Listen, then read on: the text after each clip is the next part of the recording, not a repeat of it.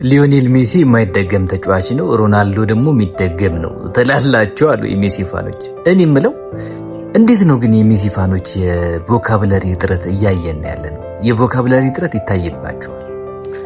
ሁላችሁም ላትሆኑ ይችላላችሁ። አንዳንዶቻችሁ ቮካብለሪ የጊዜ ገደብ የለ፣ የሚያስቸኩላችሁ ሰው የለ። በቃ ምንም ስለ ሜሲ አሁን እኛን ግለጽ ብትሉን ብዙ ምን ገልጽላችሁ ነገር ይኖራል።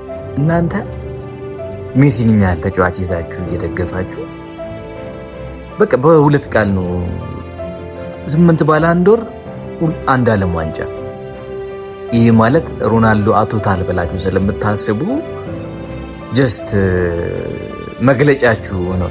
ለማንኛውም እኔ ያለ ቮካብላሪ እጥረት ያለ ጊዜ ገደብ ላስረዳችሁ። ሜሲ አይደገም ሮናልዶ ይደገማል ያላችሁበት ሲጀመር እንደዚህ ድንቅ ተጫዋቾች ይደገማል አይደገምም ብሎ መግለጻችሁ ራሱ የሚያሳፍር።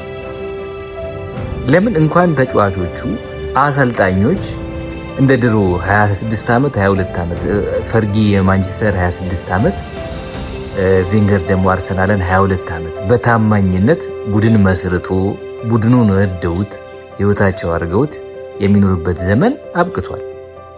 ለአሰልጣኞች ያን ያህል ጊዜ አይሰጥም። ከዘመኑ ጋር ብዙ ነገሮች ተለውጠዋል።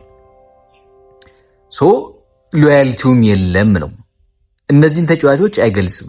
ፕላስ ሚዲያውን ካያችሁት ትልልቅ ያለ እነ ክሎፕ እነ ጋርዲዮላ አሁን ላይ የዘመኑ አንጋፋ የምትሏቸው አሰልጣኞች ምንም ቢያደርጉ ሚዲያው ፋታ አይሰጣቸው።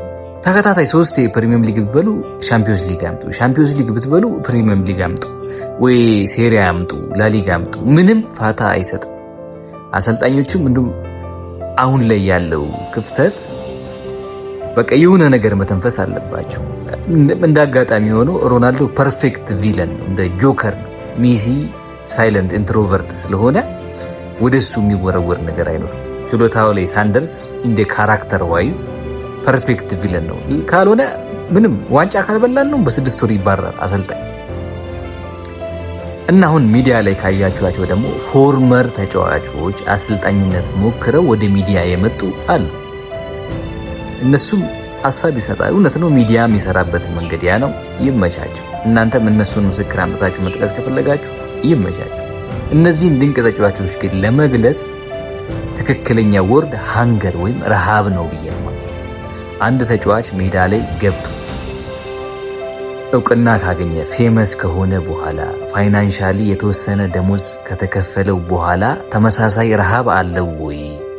ተመሳሳይ ረሃብ አለው ወይ? አንድ ጎል አግብቶ ሁለተኛ ጎል ማግባት፣ ሃትሪክ መስራት፣ አራተኛ ለማግባት መሮጥ ፍላጎቱ አላቸው ወይ? አሁን ሮናልዶ በ41 ዓመታቸው 90 ደቂቃ መሰለፍ ይፈልጋል። ካያችሁ ውጪ ላይ ፋይናንሻሊ ይሁን የእውቅና ችግር የለባቸው። ተመሳሳይ ረሃብ አላቸው ወይ? ጥያቄ አለኝ። አንድ ዋንጫ አሸንፎ ሌላ ዋንጫ ለማንሳት ያላገኙትን ዋንጫ ደግሞ ለማንሳት መሞከር፣ እነዚህ አይነት ረሃብ አላቸው ወይ? ሁለቱም ላይ ያለ ድንቅ ኳሊቲ ሜሲ 1 ባላንድ ዶር በልቶ ሁለተኛ መብላት እስከ 8 5 ባላንድ ዶር መብላት፣ እንደዚህ አይነት ድንቅ ኳሊቲ አይደገም በሁለቱም ሳይድ።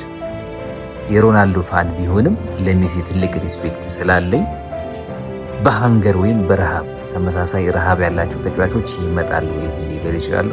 ይመቻችሁ።